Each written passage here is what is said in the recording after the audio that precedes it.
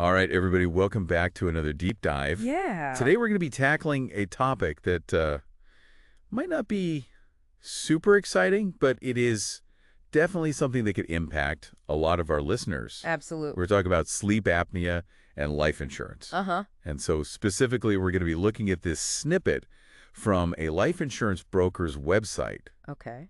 which is, real-world stuff. For sure. This is the information that people are going to be encountering when they are going through this process. Absolutely. And so we want to just kind of pull out some of the key things Yeah.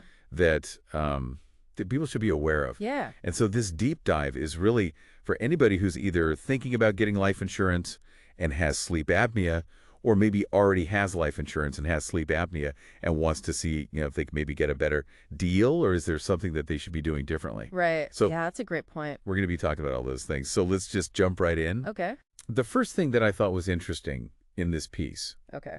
was that they say that having sleep apnea doesn't automatically disqualify you Yeah. from getting life insurance. Exactly. I think there's a common misconception Yeah. out there that, if you have any sort of pre-existing condition, you're going to get denied for life insurance. And, Right. That's simply just not true. So that's good news. That is very good news. But they do go on to say that it is a risk factor. Right.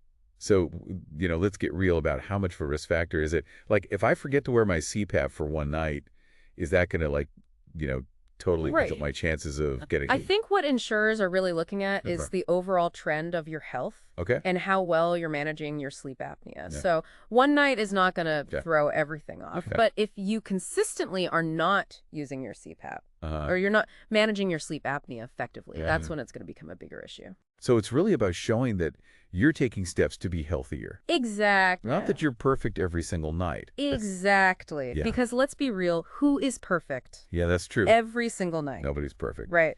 But, okay, so they mentioned mild, moderate, and severe sleep apnea. Yes.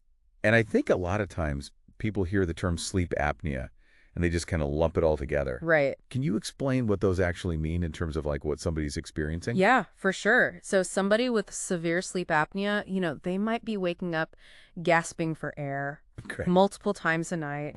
Wow. And that's putting a lot of strain on their body Okay. and really increasing their risk for other health issues like heart disease and stroke. Wow.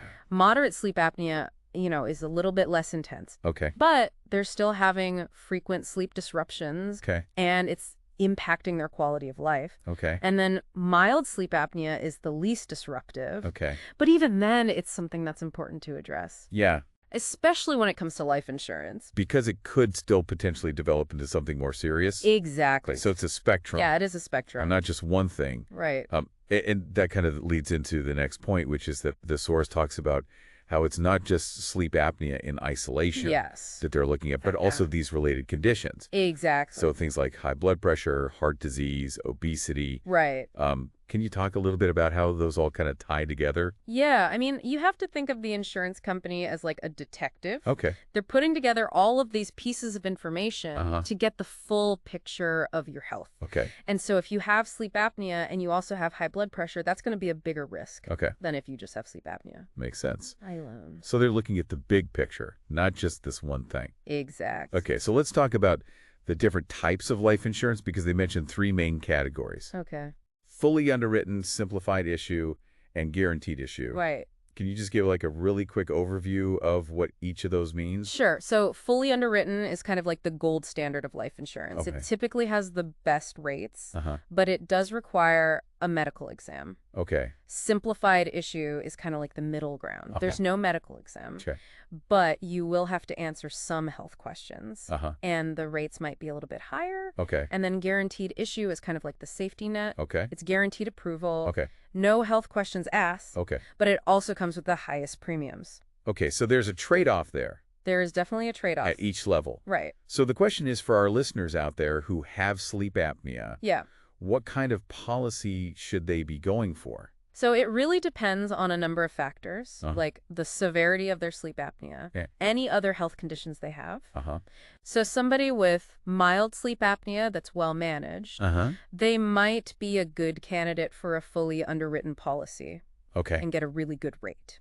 Okay. But even somebody with severe sleep apnea shouldn't rule out a fully underwritten policy. Okay. They might be able to get a good rate if they work with a broker who specializes in high-risk cases. Really? So you're saying even if somebody has a more serious condition, they could potentially still qualify for a fully underwritten policy? Exactly. That's good to know. Yep. So it's not just automatic, like if you have severe sleep apnea, you have to go with guaranteed issue. Yeah, exactly. Not necessarily. That's really good to know. Yeah. So let's kind of sum up some of the key takeaways here for our listeners, because I know this is a lot of information. Okay. What are like the top 3 things? I would say the number one thing is to really focus on managing your sleep apnea. Okay. And show consistent improvement over time. Okay. That's going to be the biggest factor in getting a good rate. So CPAP compliance or Yeah. whatever your doctor is recommending for treatment. Exactly. Okay. Number 2, I would say focus on a healthy lifestyle. Okay. eat a healthy diet, Mm-hmm. get regular exercise, maintain a healthy Learn weight. those good things. All of those things are going to not only improve your sleep apnea, but they're also going to improve your overall health. Okay. Which is going to make you a less risky applicant for life insurance. So you're kind of killing 2 birds with 1 stone. Exactly. Nice. And then number 3, I would say work with an experienced broker Okay. who specializes in working with people with pre-existing conditions like sleep apnea. Okay. They're going to be able to shop around and Yeah. find you the best Find you the best deal. Exactly. Okay, those are really good tips. Thank you. And I think that's, really helpful information for our listeners to have. Absolutely. And it makes me think about, we've been talking about life insurance. Yeah. But what about other types of insurance that might be relevant for somebody with sleep apnea? Oh, that's a great point. Talking like disability insurance. Exactly. Could be really important. Yeah, because if you're unable to work because of your sleep apnea, that could provide a safety net. Exactly. Yeah, so that's something to think about. Definitely something to think about. And we'll have to do a deep dive on that in the future. We should put that on the list. Yeah, that's a good one. For sure. Well, I think that's all the time we have for today. Right. But as always, this is just the tip of the iceberg. Right. So keep researching, keep learning. That's questions. And we'll see you in the next deep dive. See you next time. Bye, everybody.